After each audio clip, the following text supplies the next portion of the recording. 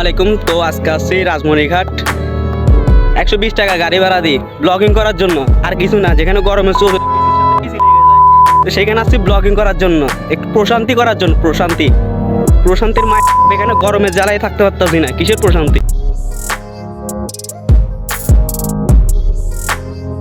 আসলে ক্যামেরাতে অতটা সুন্দর দেখাচ্ছে না যতটা সুন্দর আপনার খালি চোখে দেখা যায়।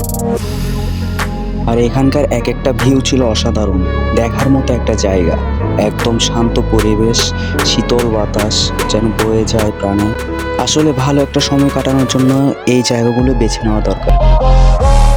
অনেক ঘোরাঘুরির পরে বন্ধুরা সবাই মিলে এই জায়গাটায় বসছিলাম আর একটু স্বস্তির নিঃশ্বাস ফেললাম আর চারদিকের দৃশ্যটাকে উপভোগ করতে লাগলাম। আর এখানে কিছু ভ্রাম্যমাণ দোকান রয়েছে যেগুলোর থেকে একটু রেট বেশি হয়ে থাকে। এইসব জায়গায় আপনারা যদি বেশি খিদে না লাগে তাহলে না খাওয়াটাই উচিত, ওইটাই বেটার। এই ভ্রাম্যমাণ দোকানগুলির যত ময়লা আবর্জনা আছে সবগুলো এখানে ফেলে, যার জন্য পরিবেশটা নষ্ট হচ্ছে। এটা দেখে আসলে অনেকটাই খারাপ লাগছিল।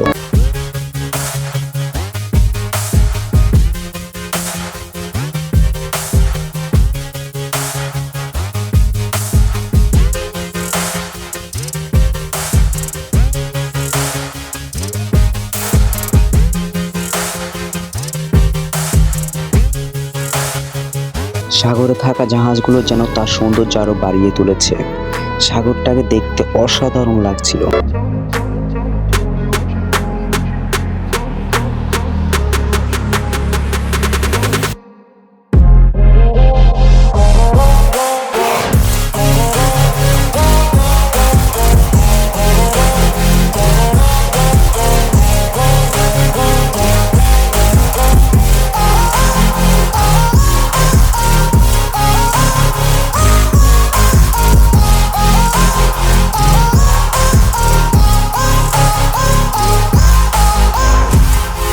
সাগর পাড়ের আরেকটি সৌন্দর্য হচ্ছে এর সূর্য দেখা। যখন বিকেলে সূর্যটা অস্ত যায় তখন তা দেখতে অসাধারণ লাগে। আপনারা যদি কখনো সাগর পাড়ে যান অবশ্যই এই দৃশ্যটি মিস করবেন না।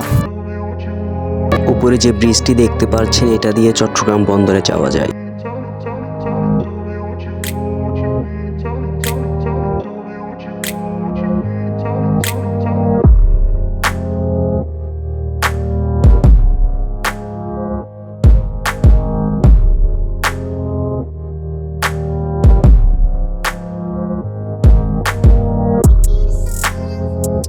এই ব্রিজটি করার ফলে অনেক তাড়াতাড়ি সাগর পার আসা যায়। ব্রিজটা দিয়ে হাঁটতে অনেকটাই ভালো লাগছিল আর এর উপর থেকে চারদিকে দৃশ্যটাকে অসাধারণ লাগছিল।